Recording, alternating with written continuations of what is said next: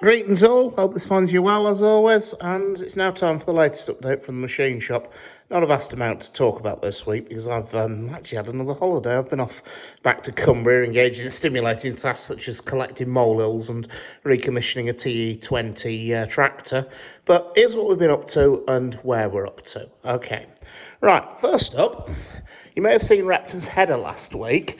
Well, I'll come to that in a minute, but there's some other bits for that job which we've started to get done.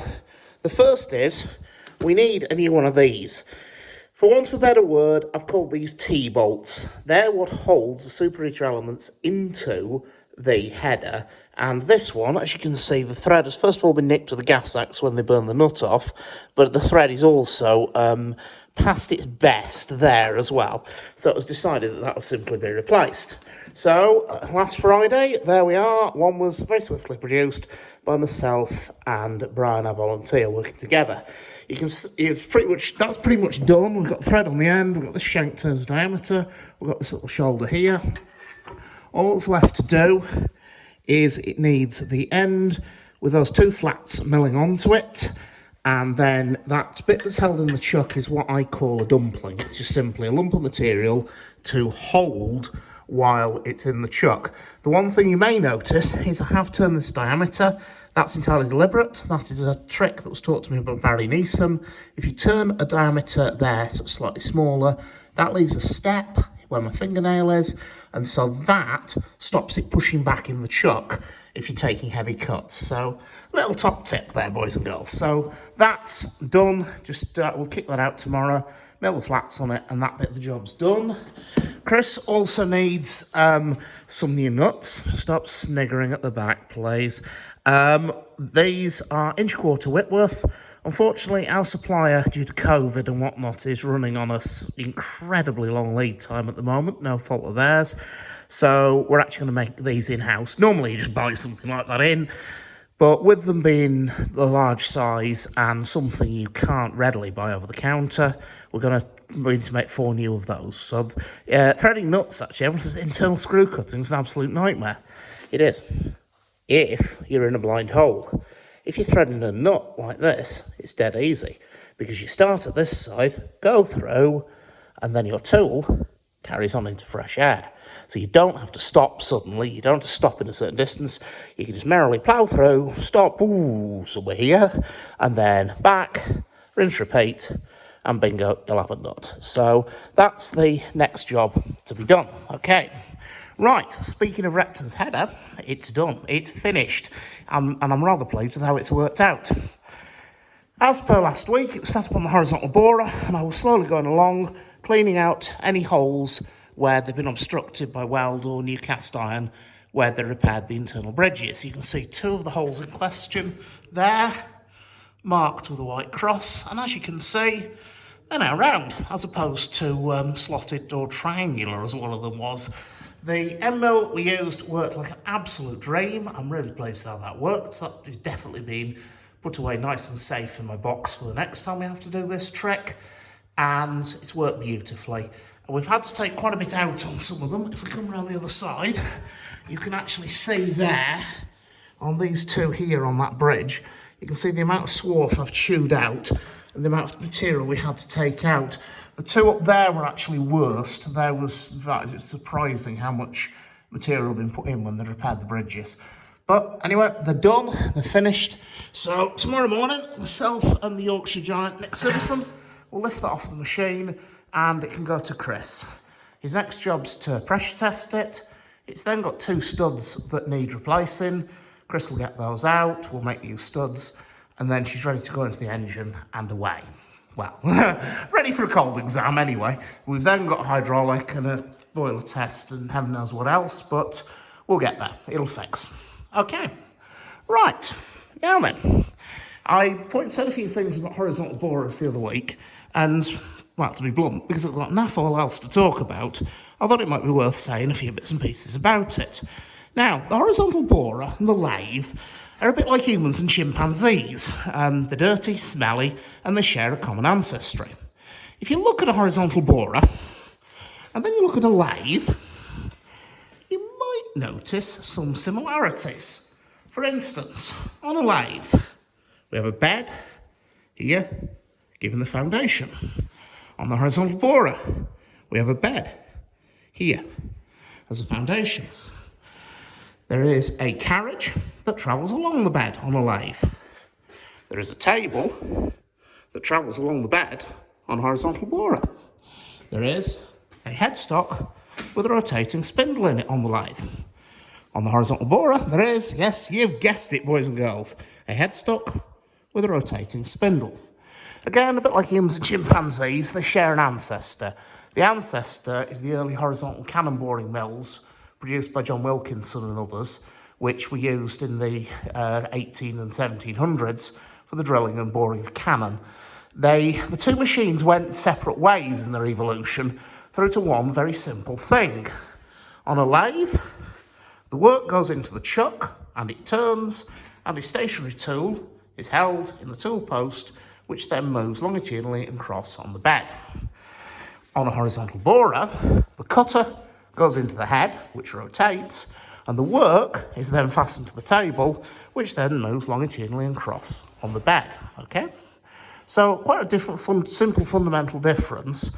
And people often look at this machine and they go, oh my Lord above, it's got so many levers and bolts and nuts and never knows what else and all sorts of wonderful things dangling off it. Incidentally, before anyone gets the wig in a twist and says, where's the guards? We've taken them off in prep for tomorrow to make getting that thing off the table much easier. It's a struggle to get it on and off with the guards off.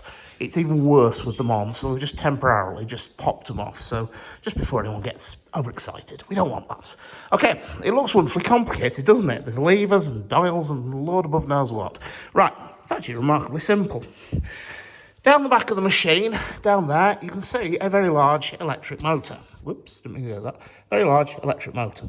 That, through a series of belts, drives a gearbox, which is mounted to the base here.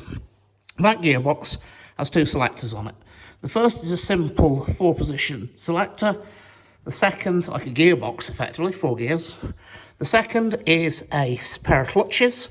These give you a high and a low, and they also give you forward and reverse. Okay? So, drive from that is then sent by this belt here up into the headstock, or head, or whatever you choose to call it, to the spindle. So when you put that clutch, when you start the motor, put the clutch in, the spindle will start turning. Okay, right. As I said last week about it can also do the radial facing. So that, as I said last week, is selected through this selector here.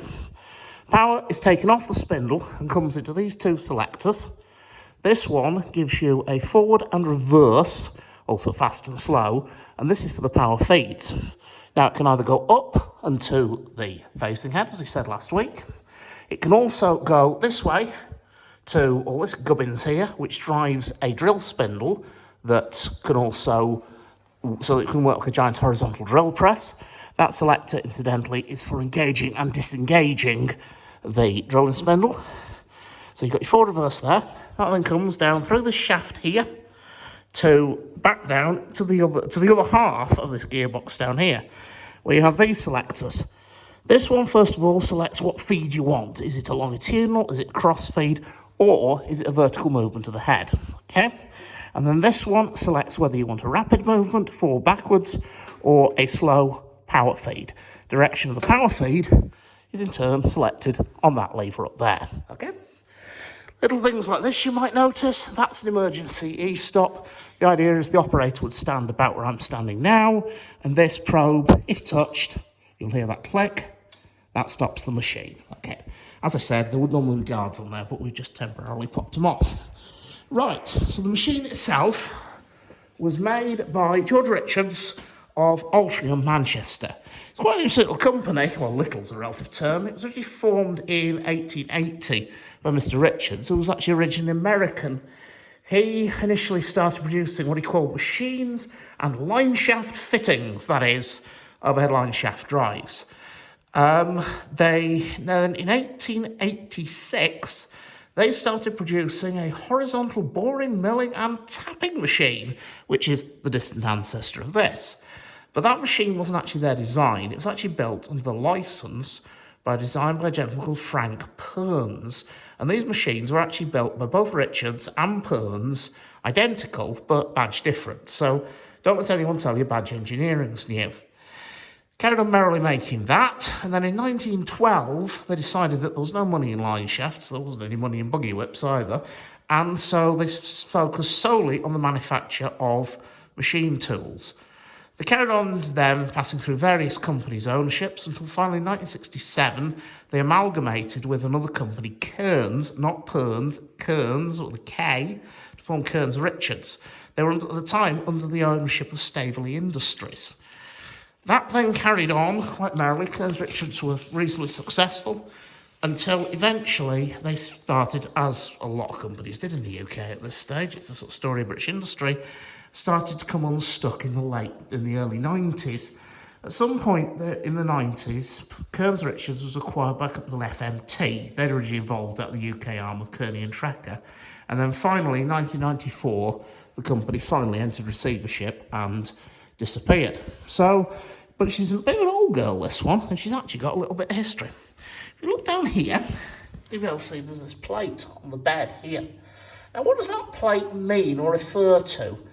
Right, well, during the Second World War, there was rationing in force, a lot of goods having to be shipped across the ocean, etc., etc. There was increased production, whether it was armaments or machines, and cosmetic touches like filler or paint were in short supply.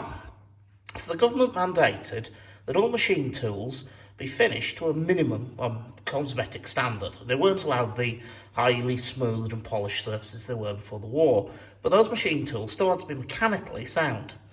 Now, as a result, the manufacturers got a bit concerned that their customers might suddenly think, oh dear, Richards aren't making things the finish they used to, and so they started to put these tags onto machines. It's known as a war finish tag in the trade, and it was to show the customers that it wasn't actually anything to do with them. It was more the unfortunate emergency, and it was the dastardly Your Majesty's government who were causing the problem. So there you go, just a little bit of history. The machine itself, we believe, is actually either 1945 or 1946 vintage. So just to give you some idea of her age, it's probably the oldest machine in the shop. But she's certainly good, and she'll certainly still put in a day's work. Anyhow, there we are, folks. I hope you found it interesting and informative as always. Take care, and I'll see you around.